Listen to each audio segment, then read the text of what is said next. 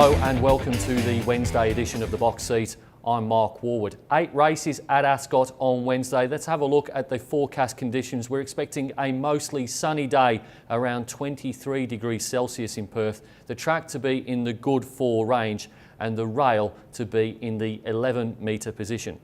Race number 1 at Ascot will jump at 1:14. It's the Glenroy Chaff Maiden over 1100 metres. The replay horse going to look at Alpha Sky winning a trial at Lark Hill. Last, as they straighten up, and a long way back is Phil's on Venus with 250 metres left to go. And doing it well now is Alpha Sky. Shot through on the inside. Under the whip is Countess Natasha. Down the outside, Route 88 is running on. And just in behind them, Benny Bay. But in front is Alpha Sky. Route 88 down the outside, but Alpha Sky in front. Alpha Sky beat Route 88. Alpha Sky has won 2 Lark Hill trials 5 months apart. And this full brother of 4-time winner Kimbo's Girl could simply be a little bit better than the rest of this lot. Draw is a little bit sticky. From barrier 8 though, I think he's shown enough speed in the trials to settle reasonably far forward, and he looks to have matured as well since the spring. He goes on top. I think the danger is number 6 Sheer Nest, third on debut behind the Smart Pearls and Prawns. However, a collateral form line with that galloper right to below Rebo, who is the top weight in this race. However, she is open to more improvement and she could find herself ahead of Rebo in the run. Third pick is number 1 Rebo. He's placed 3 times in his 7 starts all over Australia, but he was beaten at odds on last time out, and I think he's had plenty enough chances here. He probably also wants to lead, and looking at the map, I don't think he'll get to the front. And the 4th pick is number 9 Scaramucci. Always respect runners from Paul Jordan's stable. It's a full sister of the multiple winner Lord Ludlow. My top selection in race number 1, going to go with the debutant, number 3, Alpha Sky, to beat 6 Sheerness, 1 Rabot and 9 Scaramucci. Race number 2 at Ascot will jump at 1:49. It's to get the Tab Touch plate over 1100 metres. It's exclusively for 2-year-olds. The replay horse going to look at King of Planets, finishing 7th in the Perth Stakes. Away from Driftstar, they've booted well clear from Rebel Knight, and then came Cup Night, but Chick's Pick's got the fave done at the moment. Chick's Pick is opening right up. Boy, this has been a performance. Platoon's coming right down the outskirts with a late run, but Chick's Pick, a dominant performance, a brilliant win.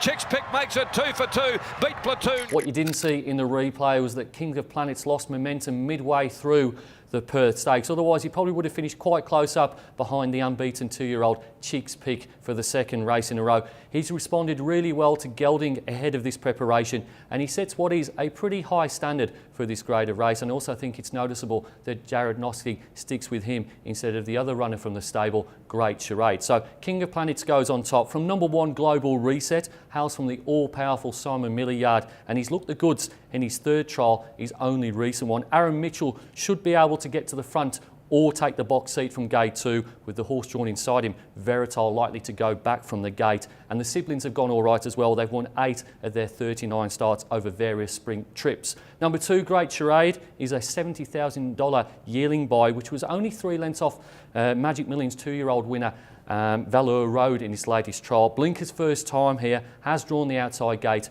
and I said Jared Noski rode it in the trial, has decided to go with King of Planets. And then down the bottom, number 6, Amaze. She was 3rd behind Kiss the Breeze in the first 2-year-old race of the season. That was back at Belmont Park in September. My top selection in race number 2, going to go with number 4, King of Planets, to beat number 1, Global Reset, 2, Great Charade and 6, Amazed. Race number 3 at Ascot will jump at 2:24. It's the Salinger handicap over 1,000 metres.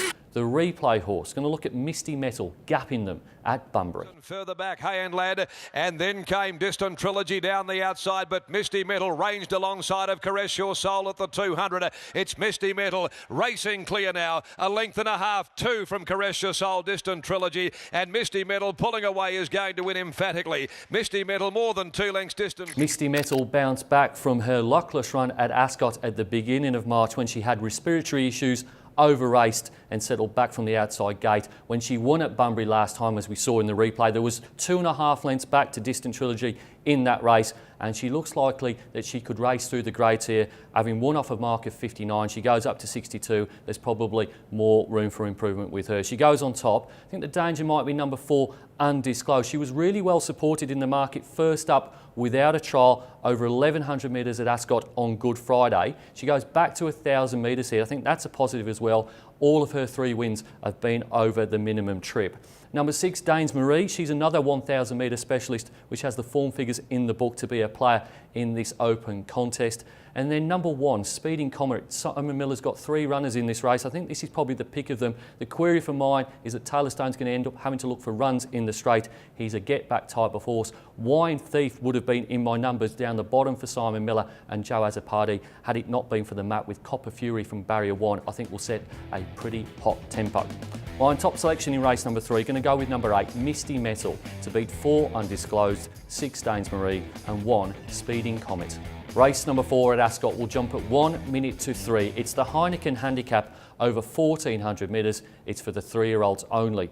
The replay horse going to look at This Away, winning the first race on Good Friday at Ascot.